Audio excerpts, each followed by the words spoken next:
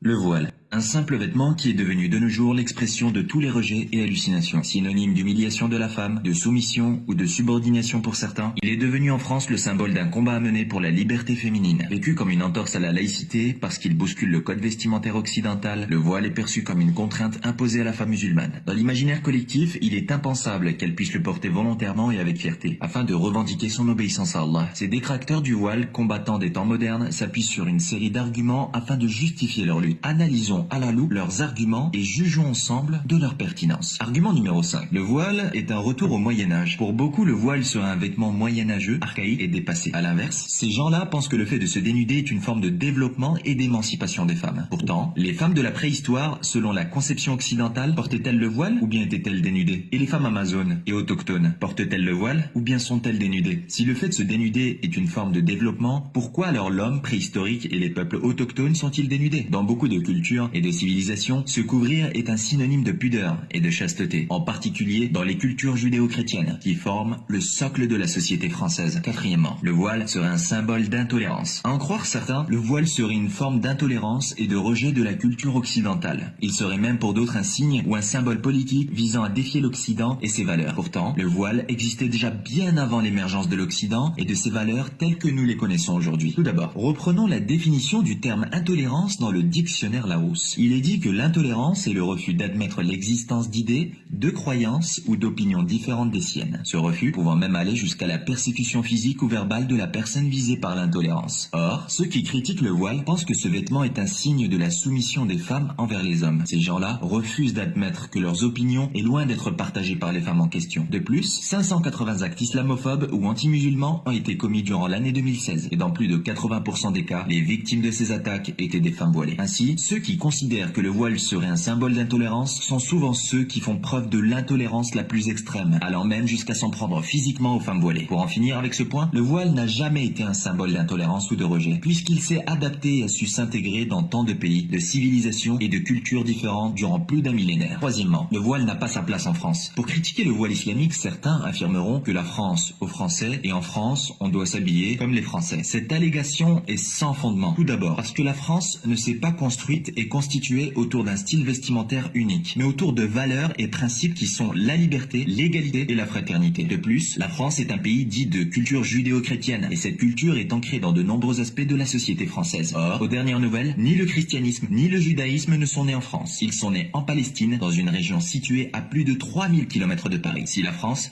a réussi à intégrer des religions et cultures venant de plus de 3000 km, elle n'aura certainement pas de mal à accepter une nouvelle culture venant d'à peine 1000 km plus loin. Deuxièmement, en islam, la femme porte le voile et l'homme ne porte rien. C'est injuste. Beaucoup de féministes crient au scandale en affirmant que le voile est un vêtement misogyne. Ces féministes allèguent que seule la femme est contrainte à porter une tenue vestimentaire spécifique alors que l'homme est libre de s'habiller comme il le souhaite. Cette affirmation est purement et simplement fausse. L'homme en islam a non seulement une tenue vestimentaire exigée, mais il doit aussi constamment porter un voile, qui n'est autre que le fait de baisser son regard, comme le dit le Coran dans Surat An-Nur. Ainsi, l'homme, en plus de sa tenue vestimentaire, doit constamment faire attention à son regard et ne pas laisser ses yeux se promener n'importe où. Premièrement, la femme porte le voile car elle est soumise à son mari. Bien que cette idée soit très répandue, nous allons voir qu'elle n'en reste pas moins fausse. En effet, si la femme porte le voile car elle est soumise à son mari, que dire alors des jeunes filles célibataires qui le portent, ou encore des veuves et des femmes divorcées? Certaines personnes pensent que ces femmes subissent la pression de leur famille, de leur père ou de leur frère. À ces personnes, nous leur demanderons de nous dire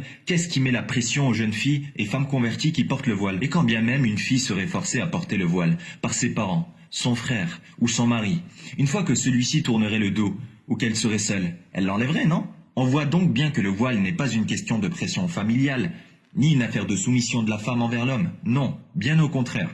Beaucoup de jeunes voilées sont persécutés par leur famille du fait qu'elles le portent. Beaucoup sont menacés de divorce par leur mari dû à leur envie de se voiler. Il vous suffira de discuter avec ces jeunes femmes pour vous rendre compte que les cas où les proches leur interdisent de se voiler sont beaucoup plus courants que l'inverse. Mais alors, une question se pose. Pourquoi la femme musulmane porte-t-elle le voile? La femme musulmane porte le voile car elle est soumise non pas à l'homme, mais à Dieu, à Allah, qui lui demande de se couvrir lorsqu'elle est en présence d'hommes étrangers, ainsi que la femme musulmane, soit mariée, divorcée, veuve, célibataire ou fiancée, le voile lui est prescrit par son Seigneur, et non pas par l'homme. Conclusion, nous invitons donc tous ceux et celles qui ont des a priori sur le voile à ne pas se limiter à ce qu'ils peuvent entendre ou lire dans les médias et réseaux sociaux. La France est un pays riche en culture et religions, toutes aussi diverses que variées. Qu'ils aillent donc parler à ces femmes qui portent le voile, plutôt que de les juger uniquement sur des préjugés. Ils en sortiraient certainement plus tolérants. Merci à tous d'avoir suivi cette vidéo. N'hésitez pas à nous dire ce que vous en pensez dans les commentaires